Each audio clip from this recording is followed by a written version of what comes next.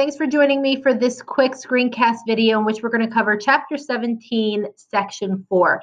And this is really going to focus on how we're moving in the 1930s from that isolationist approach to our final involvement and declaration of war by December of 1941. So that's the major theme. While I'm going over this content, please make sure you have out your notebook. You can take notes, please. You can pause the video, go back, rewind it if needed, but make sure you get this content because it is some pretty important stuff. So let's take a look at where we left off with the last class assignment. We definitely took some time to take a look at Japan and what is going on with them in the early 1930s. In the early 1930s, we took a look at how the Great Depression alters Japan politically, militarily, and how they become an expansionist country. And they're using their military and force to take territory across the Pacific that is not theirs. And so we also looked at Manchuria and how they will finally seize full control of Manchuria in September of 1931. President Herbert Hoover's response is simply, we're not going to recognize that that's your land. We are not willing to get involved in this conflict or any others. Again, the Great Depression is a main reason why for that. And so we still see those isolationist policies of the 1920s still carrying over into this decade. And when he's elected, FDR, he's going to take office in March of 1933, is going to hold a very similar approach. This is not our conflict. What's happening in the Pacific or what's happening in Europe, it's not our conflict to fight. There is one interesting point, though. FDR does make a surprise move in late 1933, very early on in his presidency. He recognizes the Soviet Union. So to clarify this, from the very beginning of the Bolshevik Revolution in 1917 all the way up to 1933, the United States did not recognize the Soviet Union. We just didn't really recognize they existed. We had no foreign policy with them. We had no trade agreements. And FDR gets into office and he thinks this is foolish for a couple of reasons. Number one, he definitely is concerned about what is happening with Japan in the Pacific. And again, their aggression that we're already seeing by 1933. So if we recognize the Soviet Union, this might be important for us later down the line if we do have to take action, if Japan becomes too territorial and aggressive. It would be helpful to have an ally fairly close geographically to Japan. The other reason is really because of trade. FDR comes and says, why are we not trading with the Soviet Union? That country's population had grown exponentially. It's foolish that we're not trading and pulling in those consumers to buy American goods. This would help economic recovery during the Great Depression. But even though he's taking this step, he is very much maintaining an isolationist approach. We see that a few years later when he's running for re-election in 1936, definitely with more aggression and territory acquired by Japan, and also events that we're seeing in Europe regarding the same manner of territorial expansion by force. FDR runs not only in 36 on the second New Deal platform, but also as an anti-war candidate. And the I Hate War speech models this perfectly. He says, I've seen war on land and sea. He's reminding Americans of the horrors that we've experienced in World War I, and we don't want to repeat that. Now, it's important to mention FDR did not serve actively in the U.S. military in World War I. The reason for that, no, it was not polio. Remember, he doesn't acquire polio until after World War I in the 1920s. But he had served as undersecretary or assistant secretary to the Navy under Woodrow Wilson. So even though he's not in active combat on the front lines fighting himself, in that role, he did see a lot of what he's mentioning in this speech. And so not only him, but Americans for the large part, their focus is on the United States economy and economic recovery during the Great Depression, not getting involved in foreign countries' affairs. And you see that illustrated by a couple of members of Congress. The first thing I want to talk about is the Ludlow Amendment. The Ludlow Amendment is passed by this member of the House of Representatives, and it's a proposed amendment that would change the Constitution. He called that anytime we are going to ask for a declaration of war, that it not be done by Congress. This way of thinking is, why should we have 500 plus individuals make this decision? This should be a national referendum, which means the average American voter would go out and vote on this issue. Yes, we should go to war. No, we should go to war. It makes sense because these are the individuals that are going to have to be fighting this war. Even though it's introduced several times, it fails to never pass. But this right here is an example about how members of Congress and even the American public are supporting isolationism and avoiding war at all costs. Another really important one to recognize, and unfortunately this is not in your chapter 17, section 4, is something called the Nye Committee hearings. This is so important. This is really brought about by a senator, Gerald Nye, you see pictured there. And what this committee did was it investigate really, why did we become involved in World War One? So for over 2 years, this committee pulls in records, witness testimony, and their conclusion that comes out in 36 basically says that the war was needless. The only reason why we entered into World War One so that we could have companies make big profits. They called them the merchants of death. Also, okay, we made loans to countries at war. We made money off of these loans. So bankers were also part to blame. And they also put some blame on Woodrow Wilson, but at this point has passed away, not there to defend himself, but saying that Woodrow Wilson had provoked Germany by sailing into warring waters. He never stopped. And made it illegal for Americans to travel, even on foreign vessels, into dangerous waters. And therefore, this committee's findings is going to even take a country that strongly supports isolationism and makes them staunch supporters and advocates that we need to avoid involvement in any foreign affairs whatsoever. And this is what's going to bring about a series of neutrality acts. There's going to be a number of them. Please make sure you get these down in your notes. Know that the Nye Committee will impact Congress passing these. So again, the goal of these neutrality acts, which are going to start, and there's going to be a total of 4 of them, is going to really prevent the United States from going into a foreign conflict to maintain that isolationism, but at the same time, trying to help our struggling economy. So there's a wave of acts here. Okay, please make sure you know the 1935 Neutrality Acts. This basically says that we will not sell arms, any type of military weapons or goods, to fighting nations. In 36, we prohibit also loans and credits to warring nations. We also go a step further in 36. Unlike what Woodrow Wilson did in World War I, this Neutrality Act is also going to make it illegal for Americans to travel on vessels with nations of war.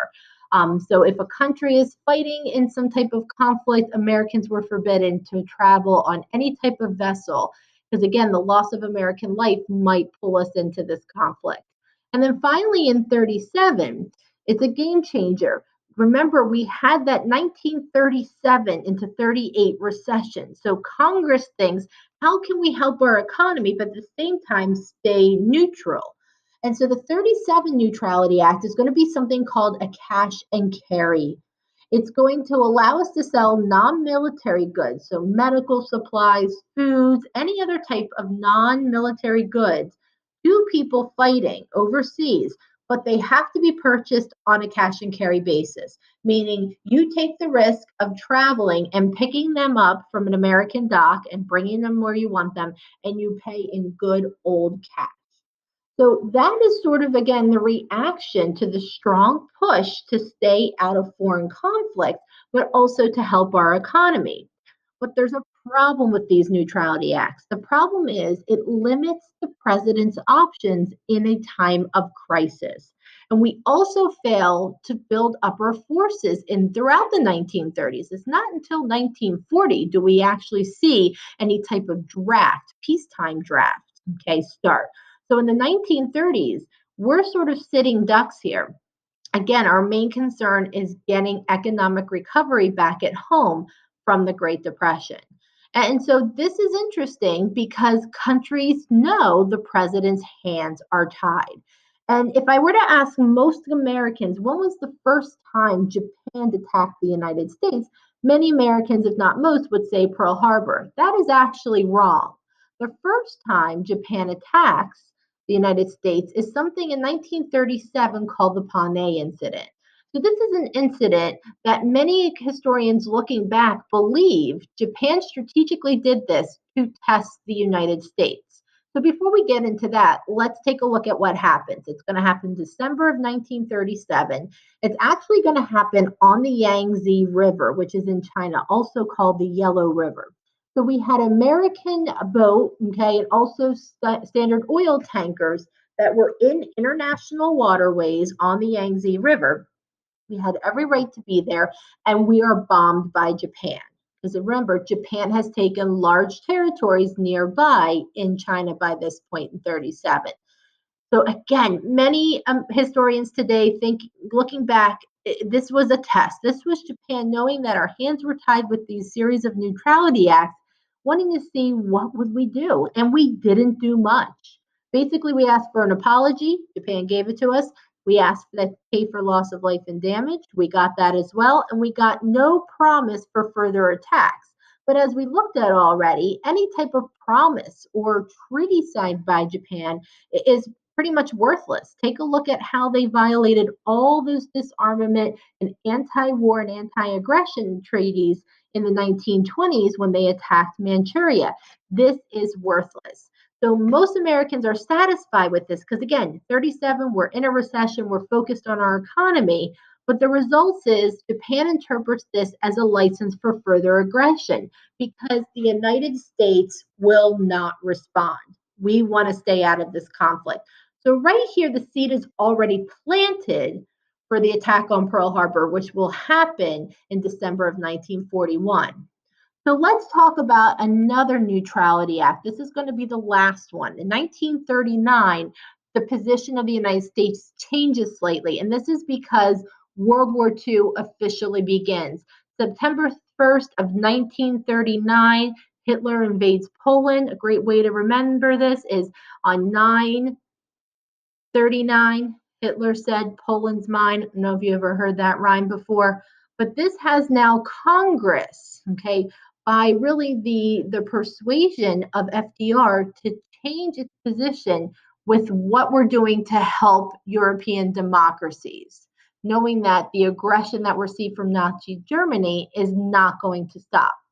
So the 39 Neutrality Act is going to amend the cash and carry. We can now sell weapons on a cash and carry basis to European democracies. He's also going to declare danger zones in which ships and citizens could not enter, again, to keep us out of it. And the results of this Neutrality Act, well, first of all, it gets us out of that recession.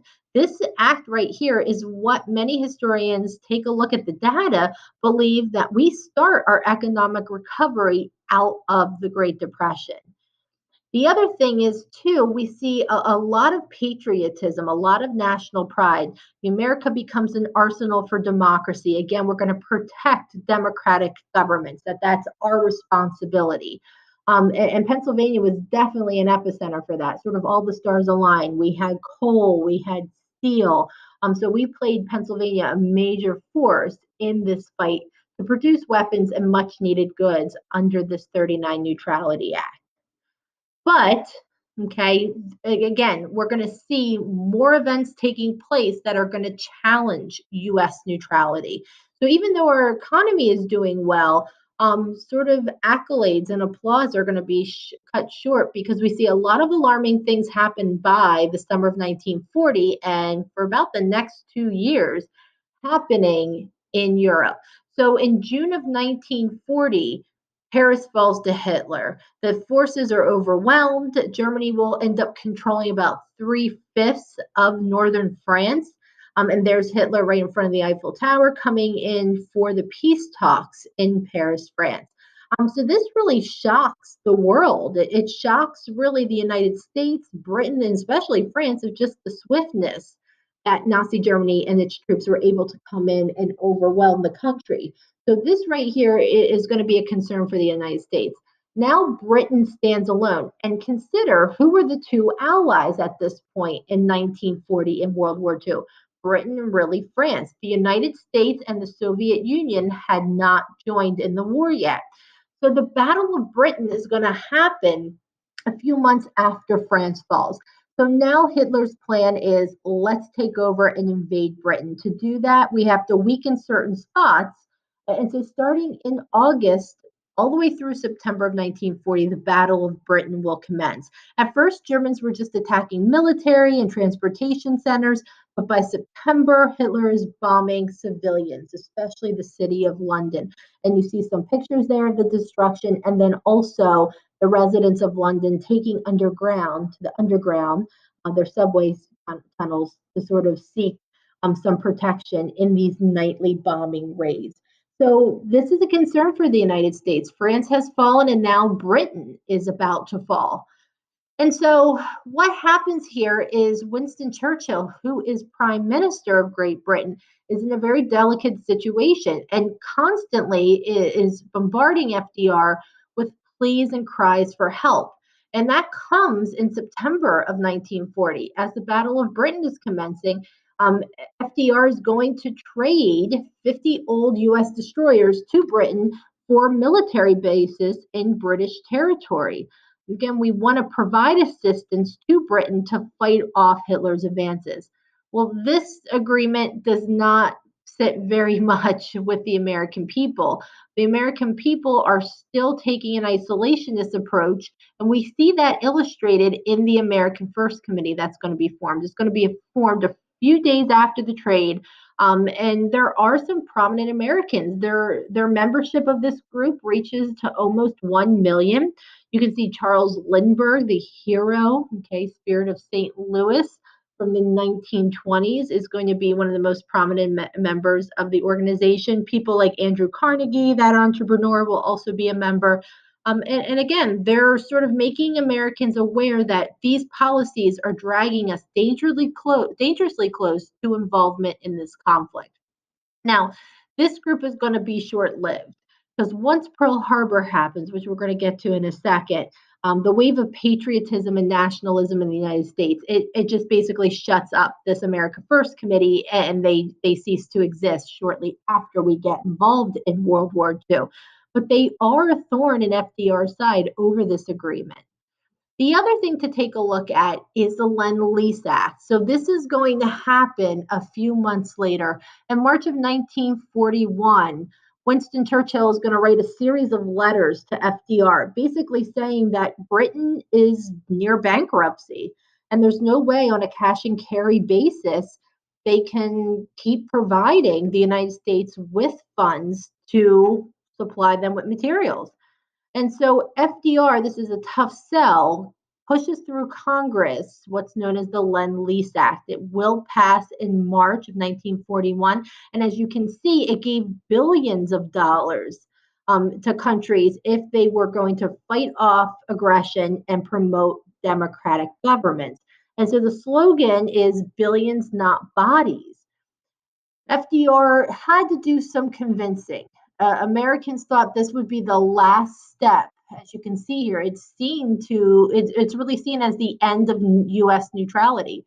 That we are not just selling items and saying it's going to help our economy, but now we're loaning items to countries. Right there, we have taken a position. So it is seen as the end of U.S. neutrality. But many Americans believe it was too dangerously close. Here's a prominent picture of those who are going to the Capitol building the day Congress is going to vote on the bill. And the bill, ironically, was called Bill 1776, which is the year, obviously, the United States colonies declared their independence from Great Britain. And they were saying here, keep our independence from Britain.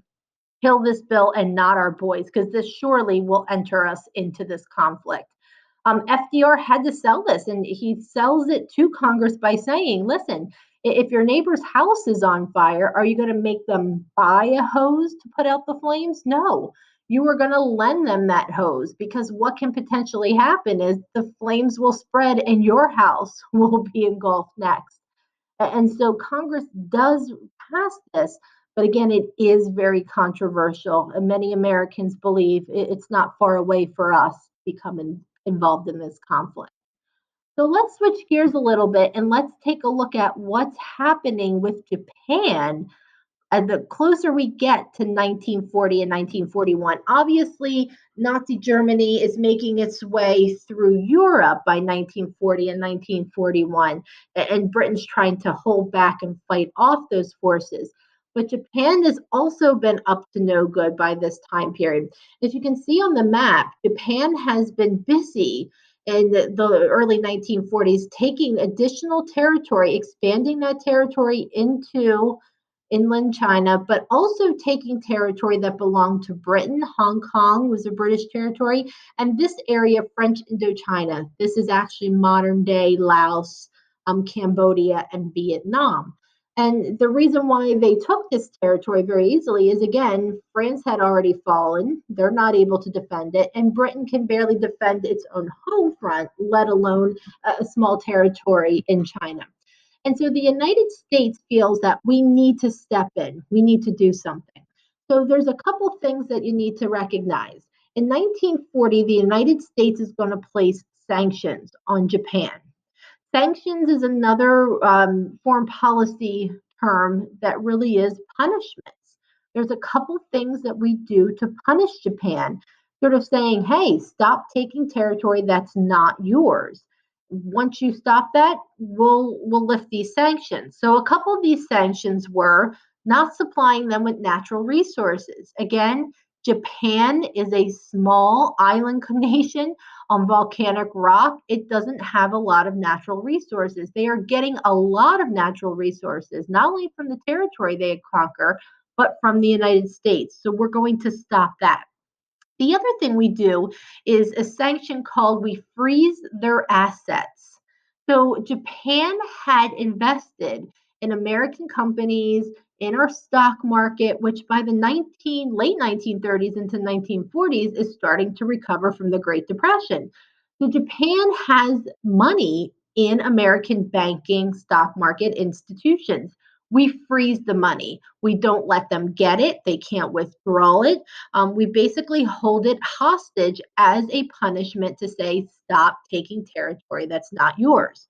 So by late 1940 into 1941, things are not looking really positive for Japanese American relations. And this is going to bring us into the summer of 1941, where we're approached by Japan to enter peace talks. So in that summer, we see a number of Japanese diplomats come to Washington, D.C. And the newspapers are there. They give us these peace friendship medals. And we hope that these talks are going to be a way that we can put these differences behind us and come to some type of coexistence in the Pacific and address the issue of Japan taking this territory. Now, looking back, Japan was pulling the wool over our eyes. What this leads to is Pearl Harbor. The whole time in the summer of 1941, while we're entering these peace talks, Japan is planning this attack. Pearl Harbor is going to be attacked on a Sunday morning, right before 8 o'clock on December 7th of 1941. This was one of our largest, okay, most well supplied military harbors in the Pacific.